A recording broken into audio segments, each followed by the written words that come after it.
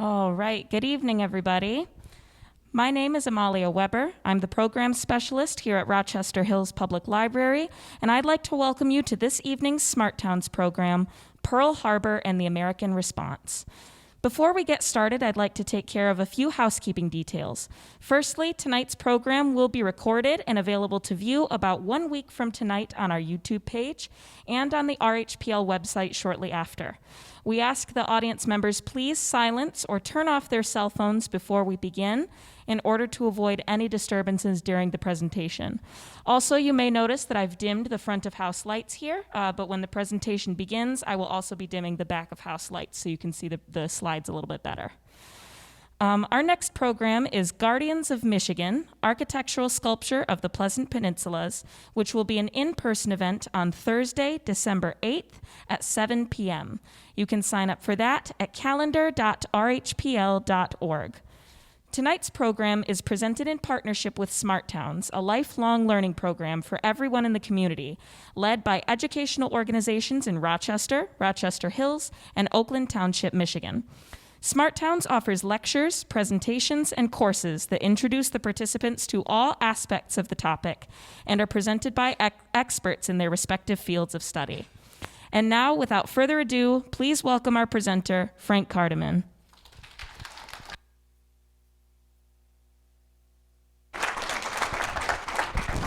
How am I doing sound-wise? Can you hear me? All right, terrific. Well, good evening, everyone. I am so glad to be with you tonight. Many of you have been to my previous lectures, and I thank you for coming back. I would also like to remind those who haven't, who don't know, but I've never been in the military service. But I've been a military historian since I was 22, because I went to a movie and I saw this guy Hitler, and I said, how did these people in Germany, the most productive, the most religious, the most culture in the world, follow this guy? And it took me 50 years to figure out the answer to that question. You want to know the answer? You can't logic evil. It was strictly evil. He and all the people who worked with him were evil. His number 2 guy was a gentleman by the name of Richard Heydrich before they assassinated him in the Czech Republic. And Richard Heydrich was a concert violinist. His father was a deacon in the church. He was highly educated. He had 4 children. What he did as the author of the final solution was absolutely evil. But I'm not here to talk about Hitler tonight. I'm here to talk about Pearl Harbor.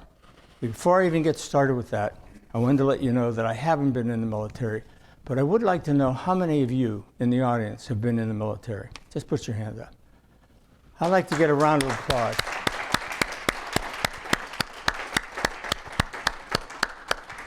Thank you. Thank you. When I decided to do this presentation, I wanted to do something a little different because everybody knows December 7 was Pearl Harbor. Everybody knows that Roosevelt said that this was the day of infamy.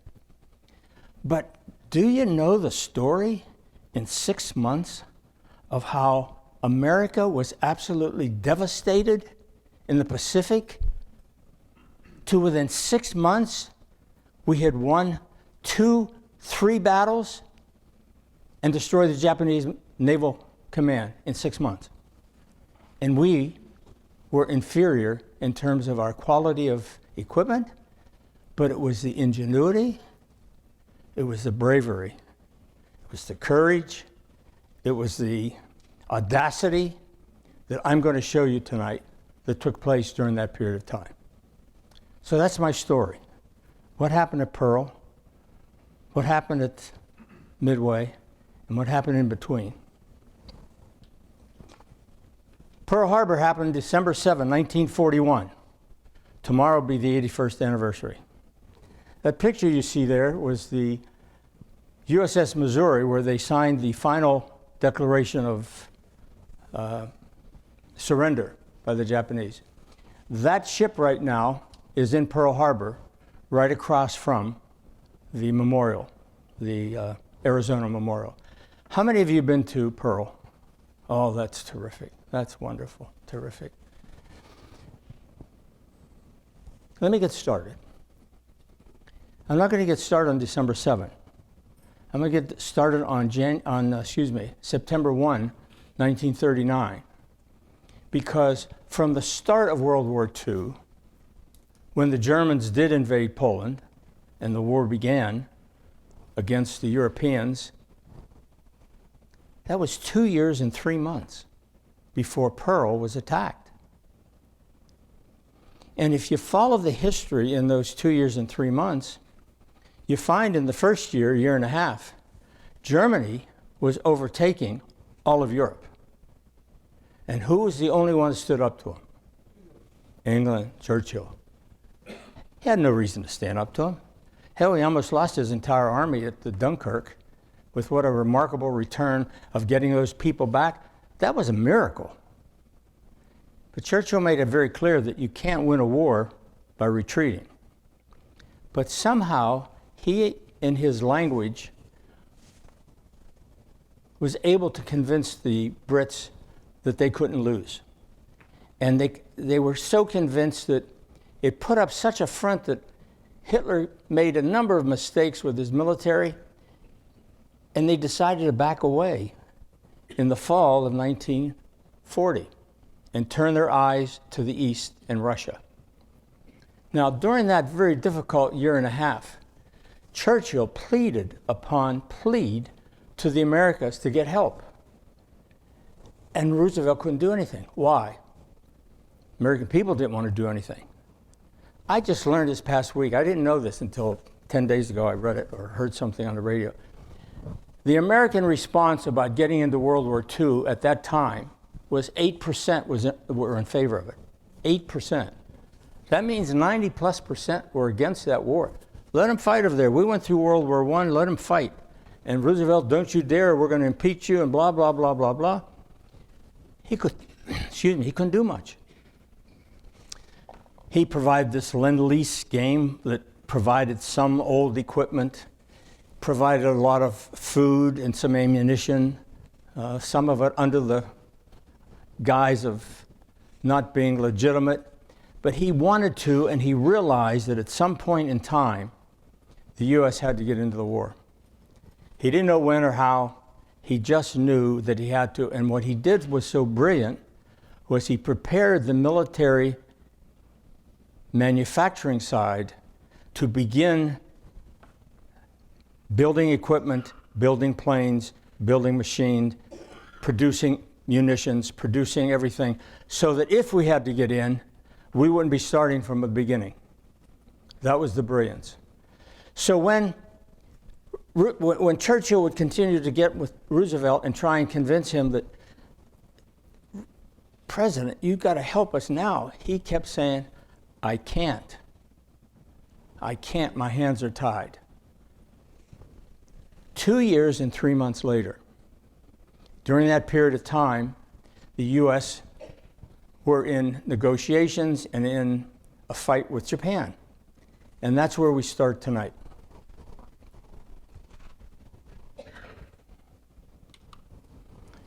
Prelude to the war in Pacific. In 1937, that's 4 years from the time of Pearl, the Japanese military decided they wanted to expand. They had a number of militants who got into the cabinet there and decided they needed to expand and become another dynasty. And they couldn't do it without taking over more land and material because they're a landlocked country, they're an island. And they can't and didn't have oil, didn't have a lot of the raw materials to fight a war. So the only way they were going to be able to fight and possibly win was to steal property. One of those areas was in Southeast Asia, so that they could get some of the oil. Japan invaded French Indochina because of the oil in 1940. U.S. establishes an embargo on all exports to Japan, 1940. Japan, 2 years of bunker oil remaining, plans to seize oil from Dutch East Indies. Japan considers military takeover of the Philippines, but they realized it was an American protectorate, and because of that, they didn't want to bring the U.S. into the fight. I'll tell you why in a few minutes. 41, Japan and the U.S. negotiate to avoid war. The Japanese weren't totally serious about negotiating. The Americans were. And the Japanese were convinced that if we had to go to war, the Japanese could beat us because they had better machines, blah, blah, blah. In 41 also, the Japanese planned, beginning in 1941,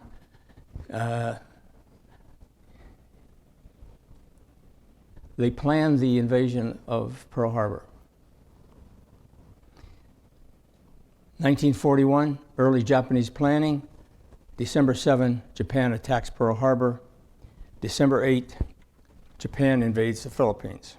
That's what happened. That was the sequence.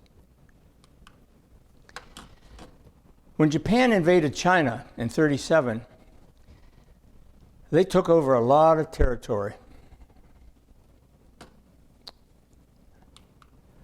All that dark brown in China is the territory they took over.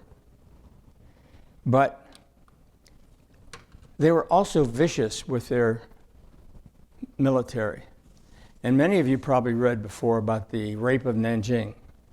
Well, within a very short period of time, they had killed, raped, and just emasculated over 300,000 people in 6 weeks, all left on the roads. 1938, there were 1 million Japanese troops in China. A few years later, there were 2 million people, and they couldn't quite handle the influx of all the Japanese, or Chinese, excuse me, because Chinese was so large. China was so large. In 1945, 4 million Chinese people had died and 60 million had been displaced. Many Chinese cities lay in ruin. So Japan decides to expand, and they're going to expand to China, and they're going to expand to all these other areas. Here's Indochina. They needed the oil. Here's where they needed additional land and resources. Here's Japan. This was territory under Japanese control December 7.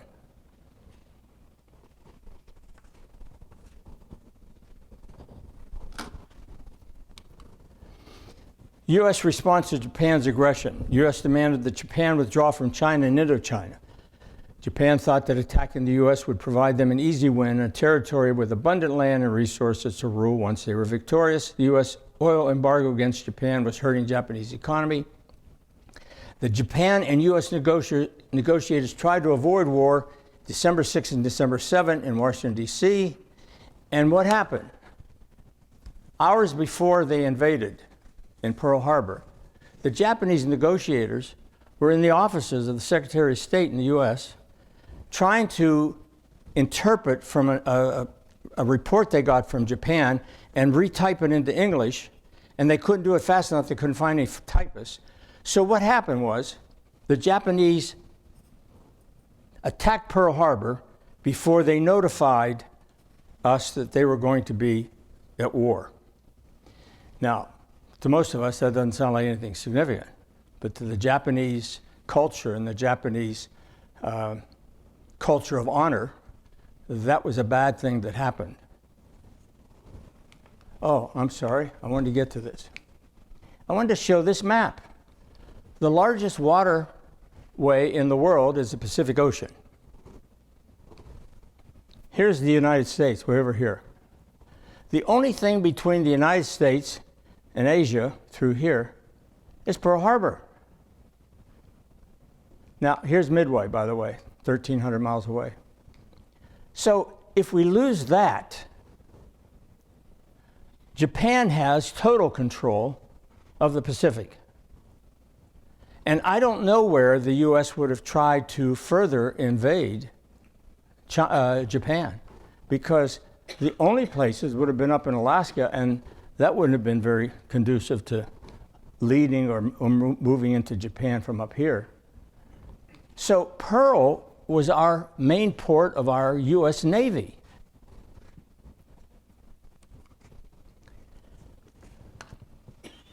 A day that will live in infamy. Quote from President Roosevelt, December 8th, in the House of Congress. And what you're seeing here is just a very, well, here's the picture of Pearl, but right here is Pearl Harbor, and all of these ships through here are going to be destroyed, with the exception of a few of the submarines, and the fact that there were no aircraft carriers, which was the salvation. The Japanese assumed there would be at least 1 or 2 aircraft carriers in port. All 3 were outside. But all of you know the story of the Arizona. All of you know the story of the Oklahoma, which was turned upside down, and 1,100 men died in there. This is what it looked like. When the attack came, the Americans were totally caught off base.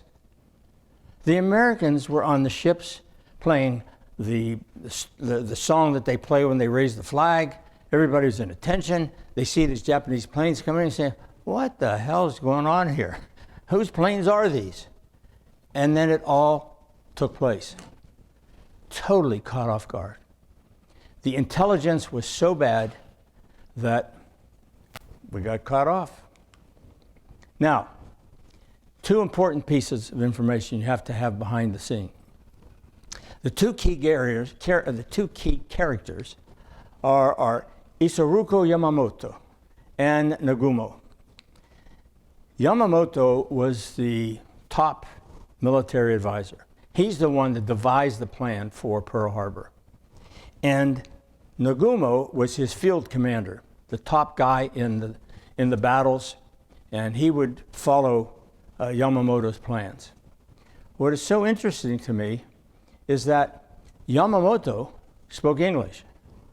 Yamamoto studied at Harvard, short time, studied at Harvard. Yamamoto was in the Japanese consulate in Washington, D.C. He understood America. Secretary of the Navy, 25. Was supposed to have said, I would never invade America. There is a gun behind every blade of grass. He knew that there would be a fight if he came in directly. Many in Japan thought that attacking the U.S. would provide them an easy win with abundant resources, blah, blah, blah. But Yamamoto said, no, we can't do that. What we're going to do is we're going to try and defeat the Americas at Pearl. And I will guarantee you 6 months, and at the end of 6 months, I hope we can negotiate a peace with the United States. That was the story behind the whole thing. That's what they wanted to do. They would be in control of the Pacific, but they didn't want to take on the Americas directly. They wanted to negotiate a settlement. 2 of the commanders at the U.S. who were totally caught off guard, and I think treated so unceremoniously, but I guess in the military, and I don't understand all of that, if you're in charge and you lose, the key guy on top is the guy that takes the sword. Kimmel was a highly regarded naval military guy, and so was Short. But the information they were getting from from DC and the intelligence, was that they all believed there was going to be some sort of battle from Japan that was going to be in the Southeast Asia. They thought it was going to be either the Philippines or some of the other Southeast countries. There was a number of breakdowns in the last few hours of people seeing the radar, not understanding it, information that was coming from DC that says, be careful of this, it never got translated to him until the next day. There were a lot of breakdowns. Breakdown with Short was,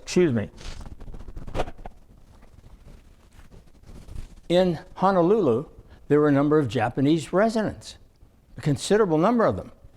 And the fear was that there might be some sabotage at the airports. So what did Short do?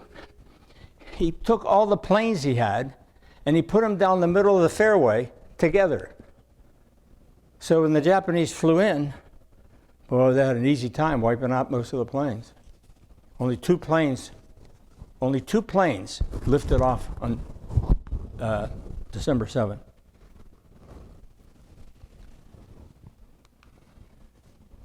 Here's the U.S. intelligence people. This is Pearl Harbor time. A guy by the name of Admiral Layton, and I have his book here. It's one of the best books I've ever read on this. It's called And I Was There. And he was a commanding officer in intelligence, and the Japanese just bombed the hell out of Pearl Harbor. His cohort was a guy by the name of Roquefort, who was a crazy intelligence officer. He had great, unusual perks. He did all his work in the basement. He had bathrobes on. He was dirty. But he was a hard worker, and he was brilliant as hell. Very unusual character. So when Pearl was over, he asked to be relieved because he said, I failed. And this guy failed too. They failed in breaking any of the codes to get any kind of pre-information about what was happening over there. But they didn't do that. And Nimitz, who came in afterwards, was very bright in keeping them and making sure that this guy started to think and act like Yamamoto. He wanted to have somebody who was going to react like Yamamoto, and this guy was quite good at doing that. Okay, so Pearl Harbor combatants, here's the battle line. The only thing you have to remember is we got our butt kicked. Everything was bad. There wasn't anything good about it. There were two waves of planes that came in during that morning. Some of the Japanese officers who came back on the second wave wanted to go on a third wave because they failed to take out any aircraft carriers. They didn't know where they were. And two, they failed to take out the oil refineries, which was a devastating mistake. So, 7:55 to 8:25, torpedo planes, dive bombers. The lull in the action, horizontal bomber attacks, 8:49:15, dive bomber attacks, warning of attacks and completion of air raid on 9:45. 2 hours. Wiped out the naval fleet in the U.S. Pacific, with the exception of those 3 aircraft carriers. Had those aircraft carriers been there, I'm afraid I wouldn't be standing here talking about this story today, quite the same way. All right, I love this map up top because it's kind of a military map and I don't understand any of it. But here's the thing. The dotted red lines are dive bombers. The dotted blue lines are dive bombers. The blue line, straight, torpedo planes, and the other ones are high-level bombers. They came in from the north and the west. And they came in around this way, they came in around that way. They came in all different directions. And they had a very, very good intelligence officer, Japanese intelligence officer, in Honolulu, who was able to provide the Japanese before they came here with incredible intelligence, both in terms of the ships that were here and the identification of the ships, et cetera. Just incredible work. So this is some of the pictures in Pearl. Here again is that same one. The bottom line to this whole picture is there were no aircraft carriers. But here's the other story that you might not know. Every one of these ships, with the exception of 2, were in the battle within the next 6 months. Nobody could have predicted that could have happened. But they were brought back to being functional ships within 6 months. That's an incredible achievement for America. Some of the devastation at Pearl. What I can't convey is the bravery. I mean, I could tell you stories and stories about it, but I can't convey that. You just have to take my word that there were some incredible brave men and women who did some extraordinary things that day that saved so many lives and did so much good in order to protect our fleet. There's some of the aircraft damage. It was wiped out. There's very little aircraft left when they left. More devastation. I don't know which one that was, to be honest with you.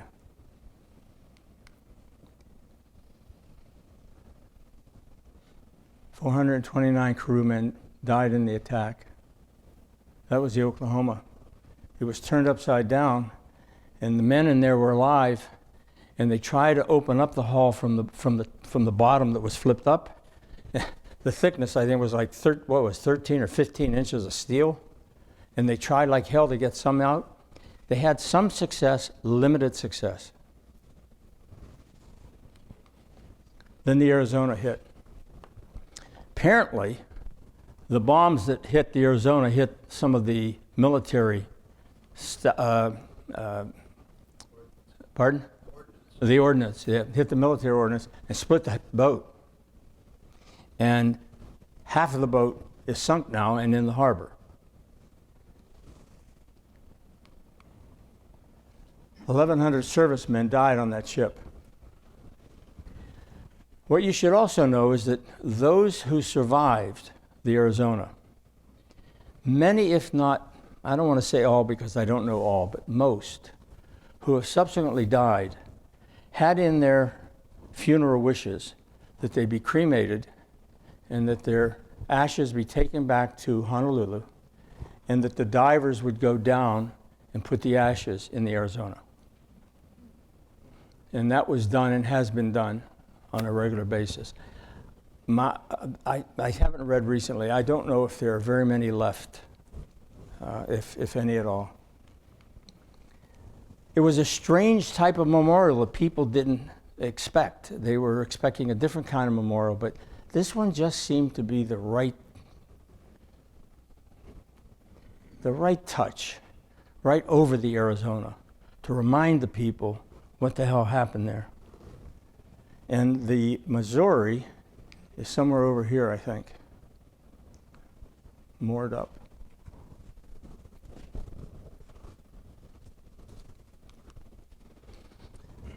American casualties, nearly 3,000 killed, hundreds wounded, 188 planes destroyed, 159 damaged, 2 permanent ships lost, Arizona, Oklahoma, all other ships repaired and in the fight within 6 months. No aircraft carriers in port. They were at sea. U.S. Enterprise, Lexington, Saratoga. Now, here's what I think was maybe one of the greatest mistakes, and yet it may not have been from their perspective. These are pictures of before and after. This is before and this is after the attack at Pearl Harbor, and you can see that there's no damage. Now, either the Japanese thought that they were going to have to come back and needed the fuel that was there and therefore not destroy it, or if they didn't think that, they sure in the hell should have bombed it, because that gave us the only fuel we had to rebuild the ships we had there and to fuel the 3 aircraft carriers, because we didn't have any of the nuclear stuff at that point. So the fact that they didn't bomb the oil refineries there was a major, major mistake, in my opinion. Admiral Yamamoto, everybody in Japan, including all of his military men, absolutely celebrated the entire battle. Absolutely were giddy over how easy it was to destroy America. And yet, the only person who was alone spent the day after Pearl sunk in apparent depression. For he said, "I fear all we have done is awaken a sleeping giant." He knew. He lived in America. He understood the culture. Therefore, he had to make some decisions about what to do next. This is the New York Times, Japan war on that. This is December 8, when Roosevelt gave his infamous speech. Here's a little story you might not know about this. President Roosevelt was in a wheelchair for most of his adult life because of, I think, polio, I think it was. And he was crippled. And he had braces, heavy-duty steel braces on his legs. And they were going to push him up to the front of the podium in the Congress. And he told them, there is no way in hell I'm going in that Congress in a wheelchair. I'm going to walk and be on top of that thing. If you read the story afterwards, he was in such pain and such agony. And yet, when you see the officer holding his arm, how he bravely went up there. As our leader, he was able to convince the people that not only was it a day of infamy, that there was going to be some revenge. Kimmel and Short were relieved. As I said, I think unceremoniously. I don't think it was right. I don't think they were treated fairly, but again, I don't know the military code that well, but they were the ones in charge, and therefore they took the hit. On 31st, a guy named Nimitz came in, was commander-in-chief. He was handpicked by Roosevelt. And he was told that he needs to get out to Honolulu immediately and not return to the States until the Japanese signed a letter of surrender.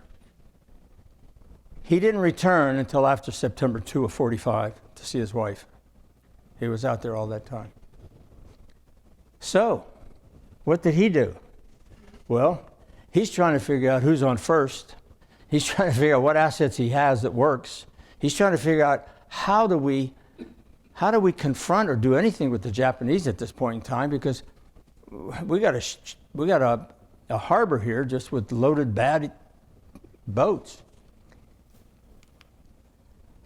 Roosevelt, again, in his leadership style, pulls in his team and he says, I want to bomb Japan. Everybody thought he was crazy as hell. How are you going to get any planes over there? Pearl is thousands and thousands you don't have any planes big enough.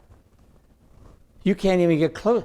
How are you going to get a plane close enough to fly off and drop some bombs in Japan? Again, I told you at the beginning, America's ingenuity, creativity of saying it can't be done, made it happen. They went to MIT, and they got Professor Doolittle, who was a successful and very respected Air Force pilot. And they said to him, we want to bomb Pearl. Now, look here. This is April 18. What are we talking, 5 months? And, 128 days since Pearl, yeah. U.S. strikes to surprise Japan. They said to him, we want to get to Japan and bomb them. We know it's not going to be any kind of tactical or effective bombing, but their people have been told that America will never bomb them. The military convinced the Japanese people that if we go to war, don't worry about it. The U.S. will never bomb the homeland. They came up with an idea that was never done before. They stripped the B-25s to where there was nothing in them to take all the weight out. And each crew was a crew of 5, and they launched them from an aircraft carrier. People were absolutely astounded at the thought of that happening. And they practiced and practiced and practiced it before they could make it work. But don't you know, it worked. They were hoping that they could get about 325 to 350 miles outside of Japan so that they could fly from the boat, from the ship, bomb Japan, and go into China, where the allies of the U.S. were, either crash the plane or parachute to safety. And what had happened while they were 600 miles out, they noticed there were a number of Japanese shipping trolls. And they had to make a decision. Will the Japanese know if we wait, if we go 300 more miles, or should we launch our guys right now? So what are the consequences of that? Well, they were 300 miles more out, and that meant less fuel to get back or to even land. Many of our men landed in the Sea of Japan. Many of them crashed in Japan. Many of them crashed in China. As Doolittle was trying to get to land in China, his plane conked out because there was no fuel, and they all had to parachute. When he was in China, he was convinced that he was a failure. The Doolittle Raiders, also known as the Tokyo Raid, was an air raid in April '42 by the plan led and named by Lieutenant James Doolittle, later the General of the U.S. Air Force. 16 B-25s lifted off that plane. Now, what we know is the following. There were 80 flyers, 16 planes. Doolittle led the first one. 62 survived the war. They're all gone today. When they came back, they were celebrated and they were awarded for their successful mission. And during one of the news conferences, a reporter asked the president, where did the planes come from? How in the hell did those planes get to Japan? And his response was, a base in mythical Shangri-La. He didn't want to tell anybody how they did it. Now, the last of the 80 Doolittles. I had about another 10 or 20 slides. I didn't want to do it here. We can do it some other time maybe. But those who returned decided each year they would get together in a different city. And they had 80 glasses made up with each name. And they would drink and toast those who weren't with them. Those who weren't with them, the glasses were upside down. And each year as they got there were more that were upside down until there were no more. And this was one of the last that survived, Richard Cole. Okay, again, here's the map. This area here was Japanese control, and here's Pearl. Here's Midway. Now, during the next month, Nimitz gets some intelligence that says the Japanese carrier base is going to move south to Port Moresby, which is one of the islands south, I forget which one it is, close to Australia, because they want to build two bases down there to begin to launch and lock up Australia as part of the Japanese what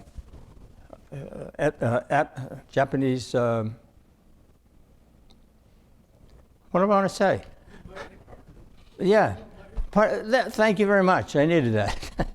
So, May 4th now. Remember, April, December, April, another month in May. He sends the three carriers down there, Yorktown, Lexington, and Attack Route. And here was the battle. This was the configuration. Here's Guadalcanal, but here's where they wanted to. Here's where they wanted. Port Moresby wanted to build the aircraft carrier, the airfields, and here's Australia.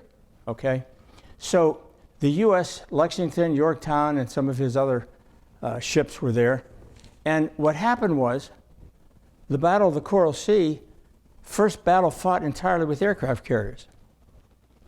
I didn't realize, and this was a few years ago when I was putting some of this together, I didn't realize that. I think of aircraft carriers today because we see many movies and so forth and so on, but that was the first time. It was a battle of aircraft carriers. No men, just the pilots and the ships. And when it was over, what we had was, okay, this is just a little background. The U.S. learned that there was going to invade Moresby. Japanese wanted to control the Coral Sea. Nimitz sent Fletcher to intercept the landing group and attack the Japanese ships. So in May, Fletcher struck the landings. Aircraft carriers clashed. U.S. sank light ships, Japanese and U.S. Lexington, and damaged U.S. Yorktown. The Japanese thought it was in the water, dead in the water. They carried it back to Pearl. It was in the Battle of Midway. Once again, that creativity, that just incredible courage. U.S. damaged and repaired the Shokaku.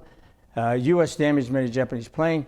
Battle caused lack of air power for invading forces. Japanese retreated to Rabaul, which meant that For the first time, the Japanese were repelled.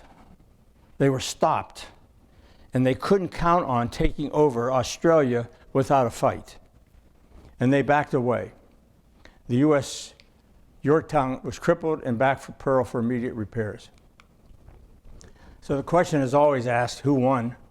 And the U.S. slants it with the idea that it was a major strategic victory.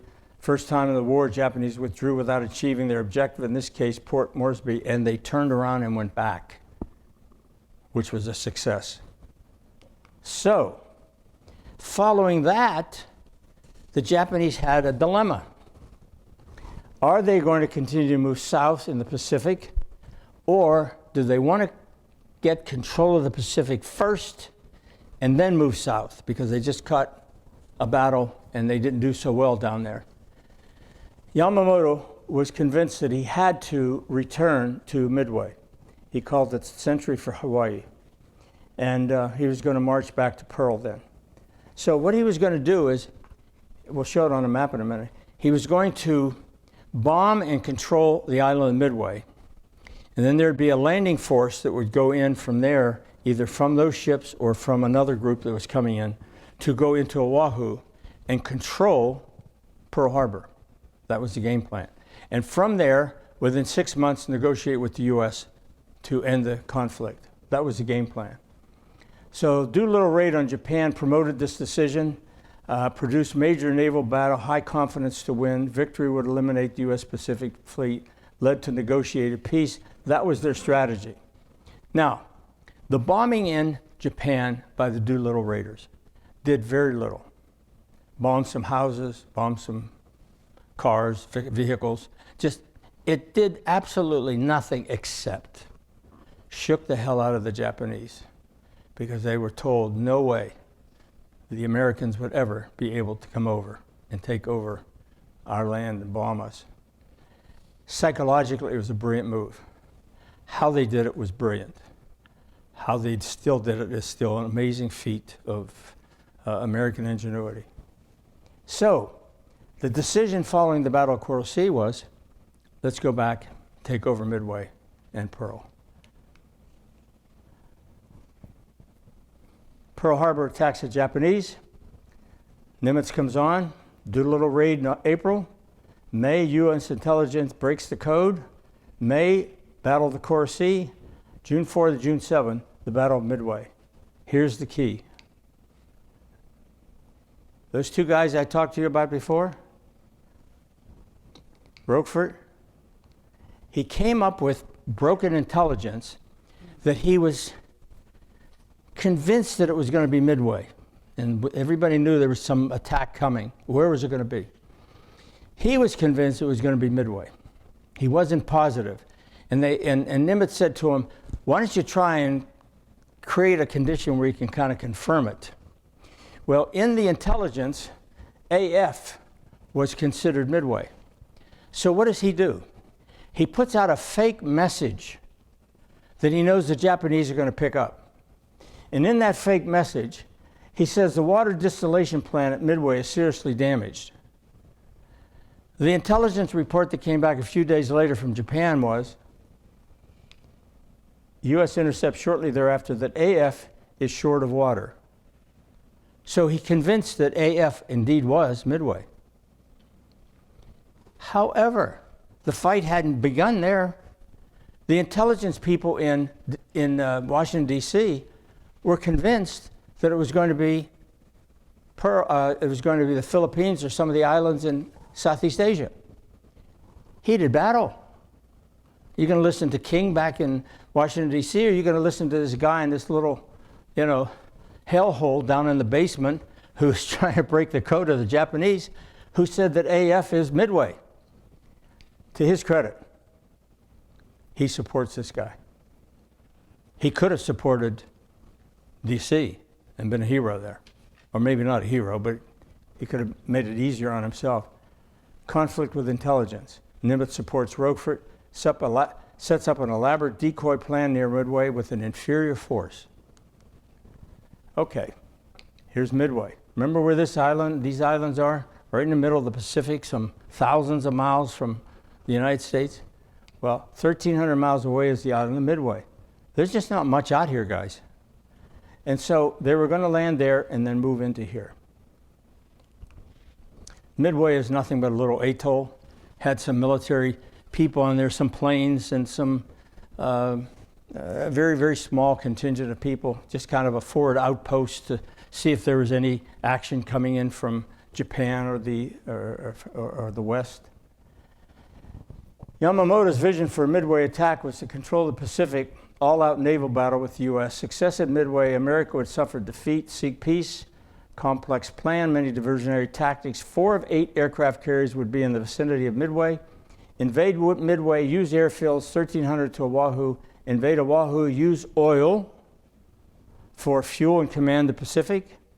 And that Yamamoto would be in this particular fight in the back, okay? All the fighting would be up front, but he would be hundreds of miles behind in the largest ship that was available, known to the world at that time, called the Yamato. Major flaws by the Japanese. They believed in the supremacy of the battleship. They didn't quite understand the transition of the importance of the aircraft carrier and what the planes from the carriers could do rather than the battleship. The aircraft carrier was to support the battleship, not the vice versa. They underestimated the U.S. naval strength because they thought the Yorktown was dead in the water, and they thought there was only 1 or 2 aircraft carriers left, and it might even be in port. And 3, the U.S. code breakers were able to determine the time and place. Here's another quirk of fate. One of our leading military naval officers, a guy by the name of Bull Halsey, he was in all the battles out in the military, out in the field. And he was the Patton of the naval. I mean, he just would attack like hell. He was hell-bent on just destroying anything in his path. He gets ready to lead the group at Midway, and he gets dermatitis. So he's placed in the hospital because he's in pain. So they have to change. It's almost like your #1 quarterback in a team at Super Bowl gets a disease or something, and he can't play in the Super Bowl game. Who are you going to put in place? They bring in Spruance. You're talking about an A1 personality, and you're talking about a philosopher, a thoughtful, calming person. You're talking apples and oranges here. And as that turns out, that was a major reason for the success. So here are the people involved in the fight. Fletcher and Spruance. U.S. carriers at Midway. They took off, and they had to find where the Japanese were. They had to, and you got to understand, here's Midway, and the U.S. force was back here. And here are the main force coming this way. There's another invasion force coming this way. There's a force in the north to kind of be a diversionary tactic for the Japanese going into the Aleutians. And the U.S. is back here, and they don't know where these people are. So they have to send out these PBYs and these pilots to try and find where they are. This was the invading forces and the comparisons that were there. Oh, I love this map again. Here, where am I? Excuse me. #2 son. My wife's in the hospital and they're... No, he'll be fine. Everybody's okay. Thank you, though. Okay, so where am I? Okay, here's the Saratoga force, Japanese Saratoga. Oh, here's Midway, right here, okay? Here's Midway, and down here is Oahu. So there's our distance, right here. So we're over here, and here come the Japanese. And so the planes had to go find them, and they had to try and discover where they were. And it was very difficult. In fact, many times they came back with nothing, with no gas in the tanks, and it just didn't have anything. And these are some of the guys that were successful in finding some of the fleets. The U.S. aircraft carrier with torpedo aircraft. Walden, one of the commanders, "My greatest hope is that we encounter a favorable tactical situation, but if we don't, I want each of you to do your utmost to destroy the enemies. If there is only one plane to make a final run, I want that man to go in and get a hit. May God be with us." That's exactly what happened. This is some of the battles that were out there. The Battle of Midway was won in 5 minutes. Many of the carriers, the pilots, McCluskey, Leslie, and a guy by the name of Richard Best, Lieutenant Richard Best, were the ones who destroyed 4 aircraft carriers within 5 minutes. They were on their way back home with limited fuel in the tanks. And what they saw in the distance was one ship. And they were, particularly McCluskey, he was convinced that maybe if we follow that ship's going back to the task force that's out in the ocean. So he did that. He took them back. And they found them. And they destroyed the carriers. Half of the planes were in the water. Fuel was running low. Directed dive bombers into an attack, lost over half of his aircraft because of fuel starvation. Remember what Walden said? Even if you don't have anything, go in and make one attack if you can. This was bravery beyond bravery. This was revenge. This was, we're going to find these people. Somehow we're going to find them. And they did. Air Squadron from the Yorktown by Leslie, taken off an hour earlier. They sighted the Japanese. His group arrived the same moment as McCluskey's group did and attacked and sunk the Soryu. Both of these guys were awarded with Navy Crosses. The one I didn't put up here was Richard Best. And he, too, was a lieutenant who got one of the ships. And I should have put his name in there, but I just missed it on this one. 4 carriers done, practically in 5 minutes of the battle.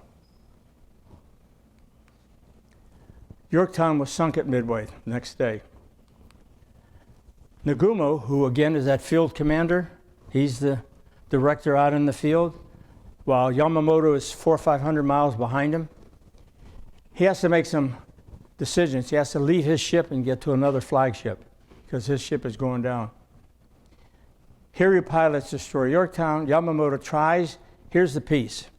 Yamamoto tries to draw out Spruance towards Alaska to still seize a victory. In other words, he wants to convince the American forces to move this way while he moves this way.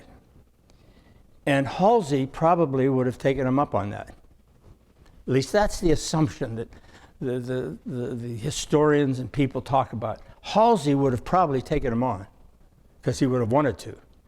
But Spruance, he stayed back, pushed his ships even further to the east, and he just lay in wait. And Yamamoto then realized that the battle's over. And he turns around and he goes back. They lost 4 carriers. We lost 1. Let me see if I have the right notes. Yeah, I do. Yep, I do. Those are exact numbers that I had. I wanted to be sure. 147, 347. Yep. Look at the difference. And the men lost, the equipment lost, but the aircraft carriers were lost. And Japan never recovered from that battle.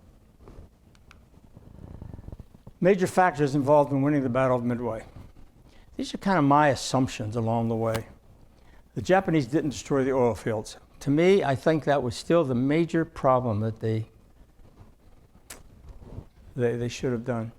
The U.S. broke the code, the naval code. Nimitz had the guts to support his local intelligence officer. He didn't have to do that, but he did.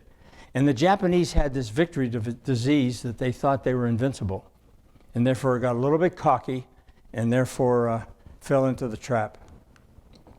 The Japanese intelligence not getting their submarines in place, that was because for some reason they were delayed, which could have had an impact. And Commander McCluskey's decision to search beyond the rational range of his aircraft and thus finding the carriers with aircraft on decks, fully fueled and armed. McCluskey was Air Force Group Commander on Enterprise. He lost over half of his aircraft due to fuel starvation. And again, I come back to this one thing that I can't describe to you. You just have to feel it, see it, understand it, that there was some bravery in the American pilots and sailors and soldiers and the Marines that was just unbelievable that day, in those days.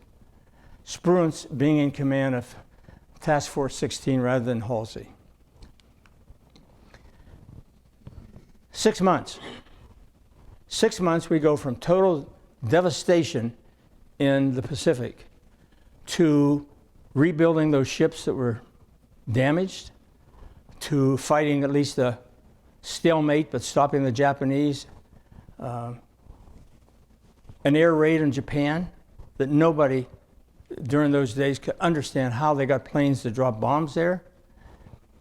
And the US stopped the Japanese in their track to where the Pacific Ocean was no longer theirs. The Pacific Ocean now was going to belong to the highly productive Americans. After that, from 42 to 45, almost 3 years, or 3 years and a couple months. All of you know about those battles. And these were the battle lines that came up from all these islands that came up from here up into China. And the last one that we fought on those islands was Okinawa. Each one of those battles is a battle that was horrendous, horrific, great bravery, great loss of life, great loss of people. Yes, ma'am. I'm sorry?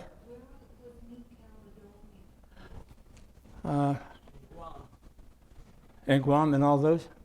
Well, there were a number of other ones. I wasn't trying to make this a conclusive picture. I was just trying to identify that there were these other battles that were just incredible that had to be taken before we moved into Japan. Here is a West Virginia native. I'm not even sure why I put this in there, except he was in the battle in the Pacific. There's a hero, Herschel Woody Williams, died on the 29th this June. He's 98, last surviving recipient of the Medal of Honor from World War II. There he is there. All he did on the Battle of Iwo Jima is he took a flamethrower and started opening a path for the Allies to move through. But he didn't just take one flamethrower, he took 6. When one was done, he threw it, and boom, and he kept doing it. And he led the group in the Battle of Iwo Jima. And that's why he received the Medal of Honor recipient. Battle of Midway. Decisive victory in the air battle and the successful defense of major base located in Midway Island dashed Japan's hopes of neutralizing the U.S. and neutralized them from the idea that they could negotiate now with the U.S. The U.S. now was considered unnegotiable and wanted nothing but an unconditional surrender at that point. Now, here's a date that was, anybody know about April 18? Kind of an interesting date. The U.S. Naval Intelligence effort of Pearl, codenamed Magic, intercepted a decrypted message containing the information about Yamamoto's trip to Rabaul, to the Balele airfield on the island near Bougainville in the Solomon Islands on the morning of April 18, 1943. The code breakers that broke the code at Midway broke this code. Now let's go get Yamamoto. And they did. They sent up P-38s. They intersected his flight into those islands, and they shot the plane down and killed him. Enormous, enormous success for the U.S. Enormous defeat for the Japanese. Months later, they came back, and the Japanese came back and got his body and took him back to Japan to honor him because he was considered almost second to the godlike king there. December 7th to June 7, 1941, 6 months. Disaster to victory. These are my words from all my readings and everything. Excuse me. Sorry about that. The political and military leadership did some creative things, would not take no for an answer. The courage is just indescribable. Ingenuity. Who in the hell would have thought of taking a B-25 off an aircraft carrier to bomb Japan? Bravery. The stories go on and on. They just go on and on. The productivity, what I meant by that was how incredibly creative it was for the Americans to take all of those ships and have them ready within 6 months to do battle with the Japanese again. The only two that were missing, the Arizona and the Oklahoma. All the other ones were repaired. And the desire for revenge of December 7th, that was in the heart of most Americans. I made this comment when we saw that first picture of the Missouri, USS Missouri, on the day of surrender. That day, the Americans flew over 400 planes over that boat and into Japan, demonstrating the power of America at that point in time. Those fighters and those people who fought the battles ran to the military sign-up stations on December 8th, on December 9, on December 10. They ran to fight. They ran for the revenge. They ran for America, and they did it. World War II memorials. Anybody seen any of these in D.C.? Yeah, okay. This one is on FDR's speech, which I'm still upset about, by the way, but that's my prejudice. Here is his speech. Day of infamy. No matter how long it may take us to overcome this premeditated invasion, the American people in their righteous might will win through to absolute victory. That's what he said on December 8th.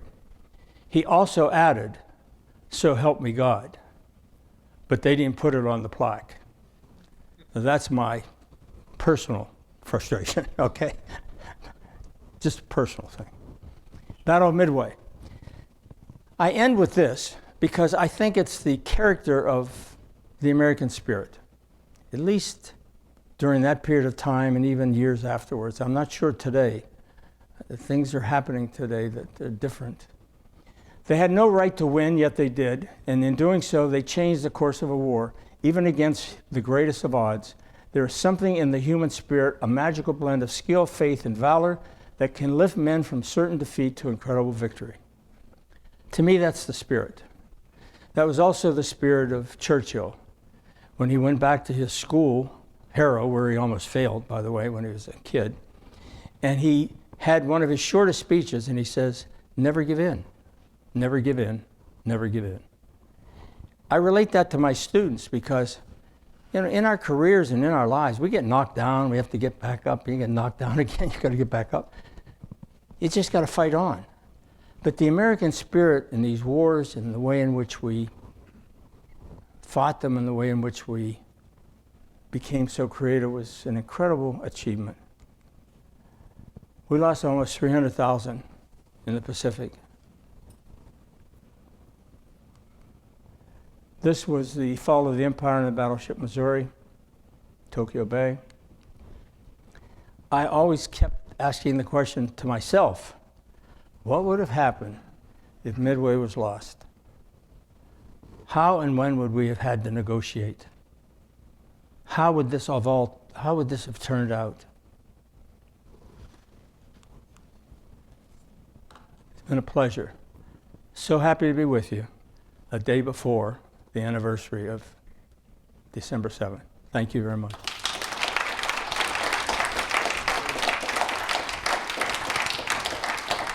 Thank you. Thank you. I'm here for any questions. I still have a few minutes for some questions. Yes, ma'am.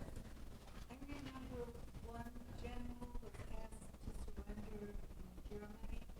He wrote back and said, "Nuts." Yes. You know where that was? That was the Battle of Bastogne. It was an American general. And he was surrounded by the Japanese. He was surrounded by the Germans, who made a tactical, brilliant, silent move to try and get to Antwerp. And when all the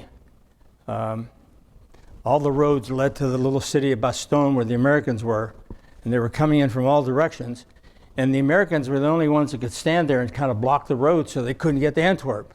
So the delaying tactic was very important. And the Germans came to the general and said, look, you're surrounded, you're going to get wiped out. So why don't you just surrender to us now? And he says, nuts. So that's when he said that. Yes, ma'am. How do you feel about the movies that have portrayed Pearl Harbor and how their accuracy and The last one, which was just a couple years ago, was very, very accurate.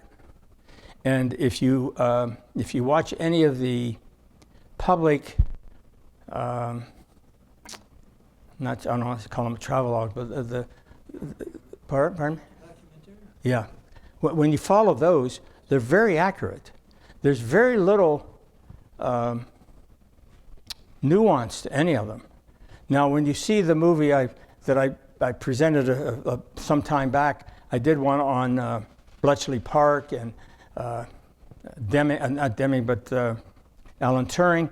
And I said the movie that just came out, in substance, was very direct. But the little things that they did in the movie were not accurate.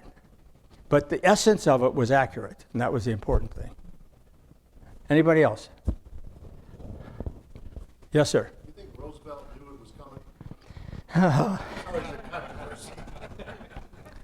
I'll read it. Thank you. I'll go read the book.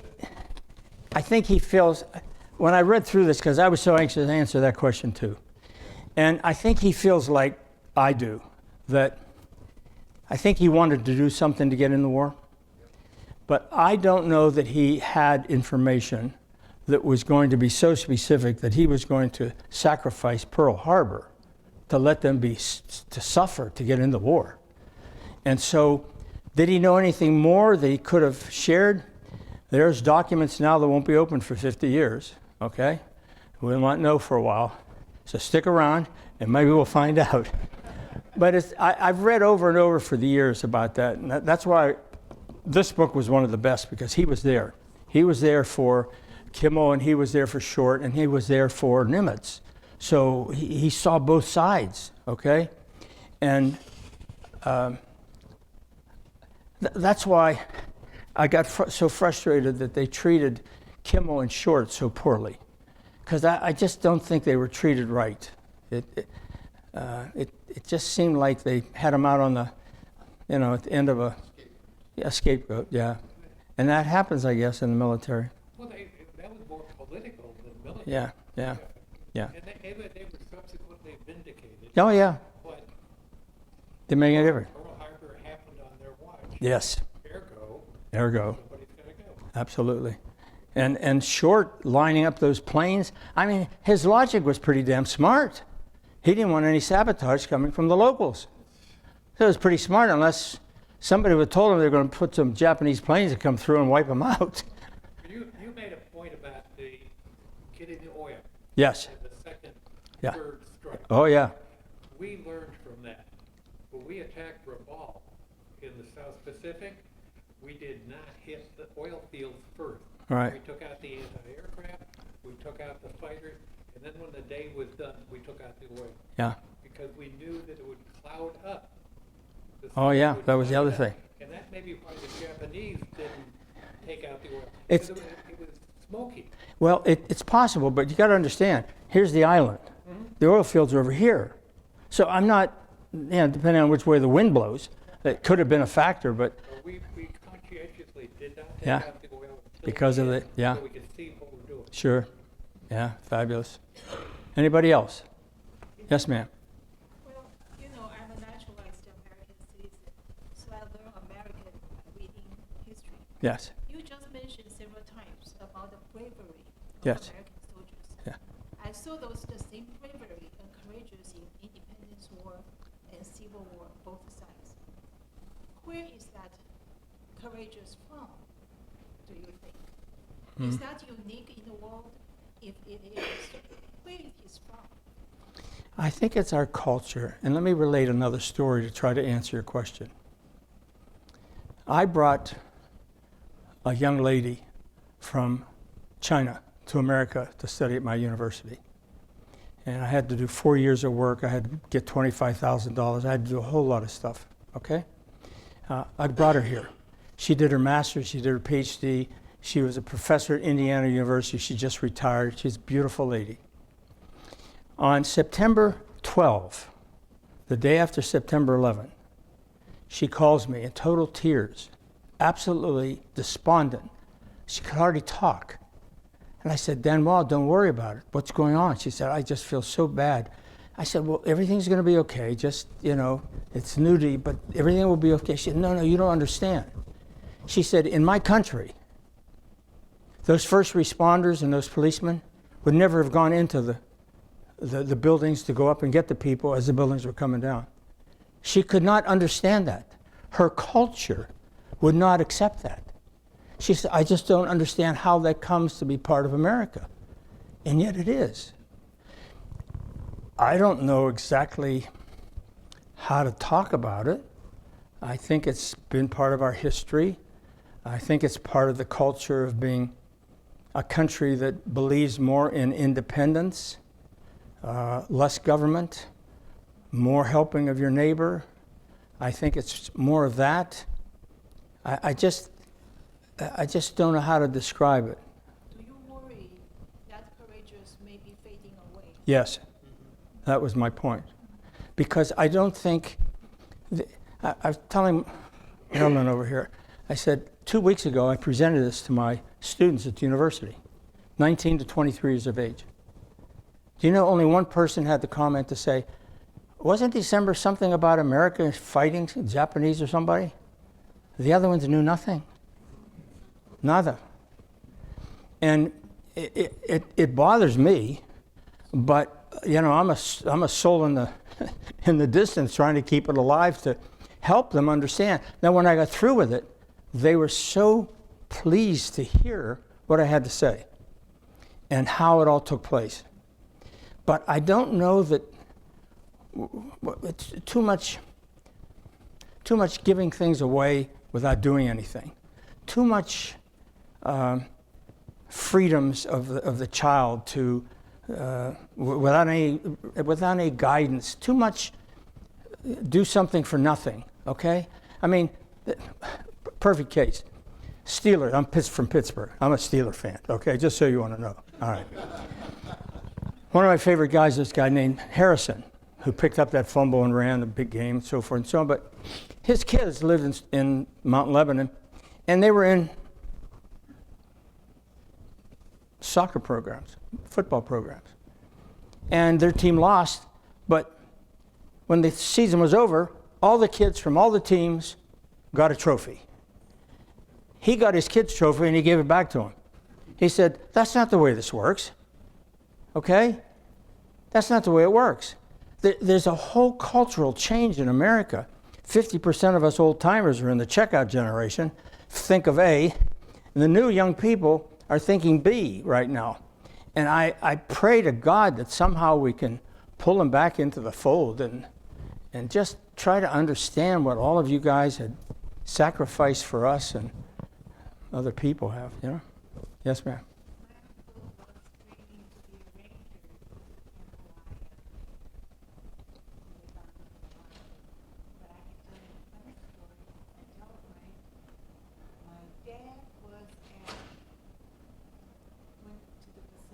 Yes. And he went to college with football and track scholarship. But he was also smart. So they had to land in this island. And he was up front and he held the radio and the maps. Yes. And was up front with the lieutenant and was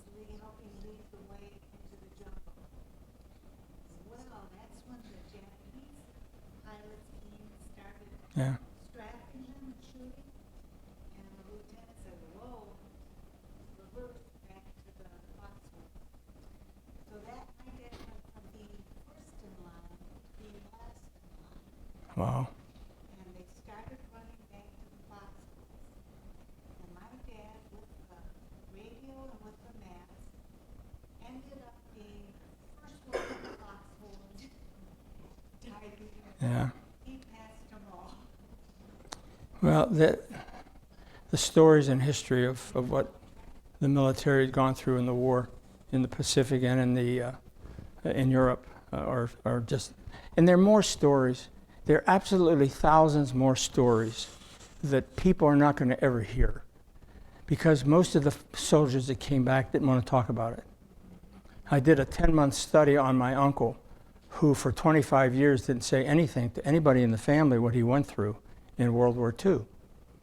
And the only one who would talk to him would be me, because I was reading stories and so forth. And I would ask him a question. I said, "Boy, do you remember this guy, Patton? Son of a gun. He was one of our great generals." Oh, I was 19, okay? Oh, I was just going crazy like this. He says, "Yeah, we used to call him old blood and guts."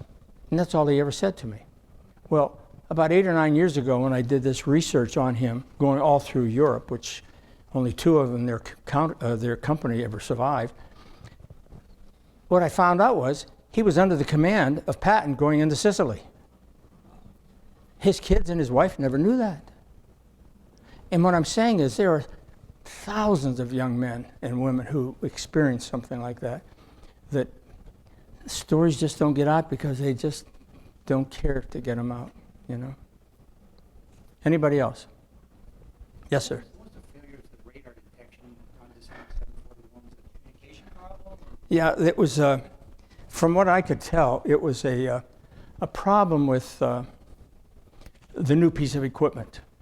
And they didn't understand, they didn't have the communication from the northern portion of Oahu to see the planes coming in, and they saw them.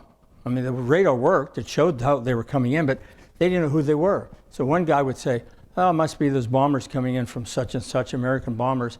And then when they kept coming, they realized what was going on, so they picked up the phone, they called headquarters, but the guy on the other side of the headquarters didn't understand the relevance of finding information on the radar, so he just writes a little note about it, and he puts it in the box, so nobody sees it until the next day. So it was such a new piece of equipment that was just not understandable at that moment, you know. Whereas the Brits used it brilliantly on the Battle of Britain with the bombings. Yes, sir. I just read the new B-21 bomber that was announced this week is named the Raider after Doolittle. Is that right? I didn't know that. That's fabulous. And by the way, that plane is going to be piloted with a pilot or without a pilot. Pretty advanced stuff, guys. Yeah, pretty advanced stuff. Yes, ma'am. I'm sorry? Is there anybody left? From Doolittle? No. No, from Harbor. Anybody? I think there's still a few. I'm not sure they were from the Arizona, but I think there are a few left, but not many. Not many right now. Yes, sir. One of the other mistakes that the Japanese made was, besides not taking out the oil fields, they didn't take out the dry dock facilities or repair facilities. Correct. We were able to do that. Exactly.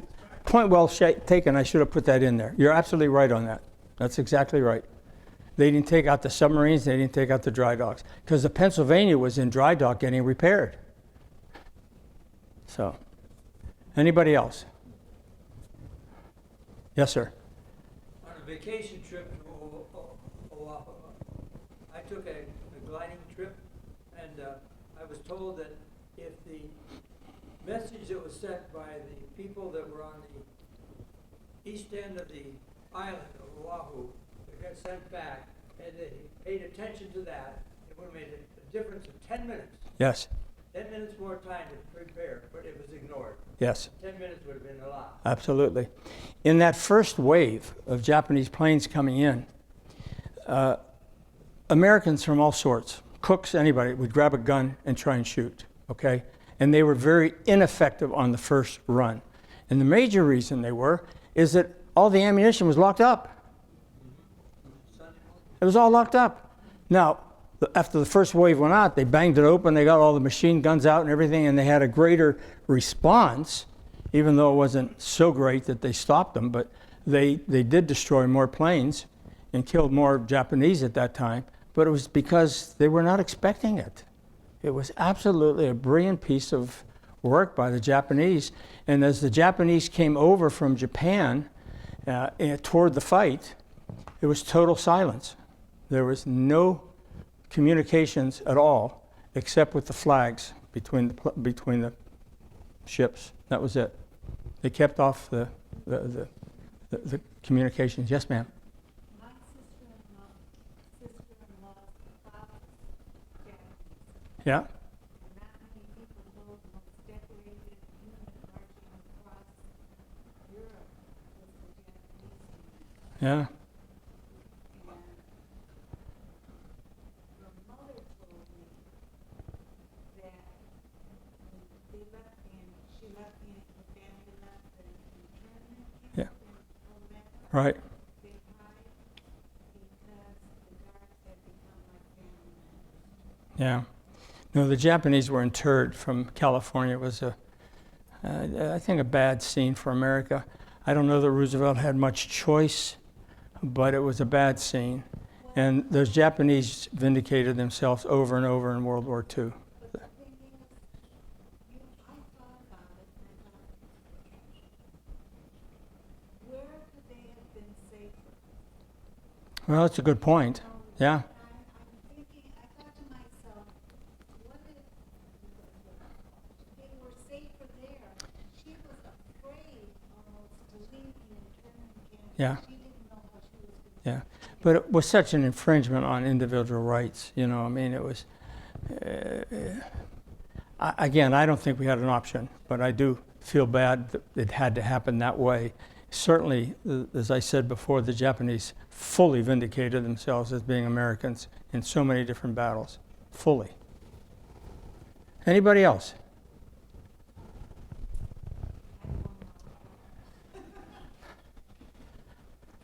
Anybody else? Well, let me say thank you. I'm so glad to be with you tonight. Thank you.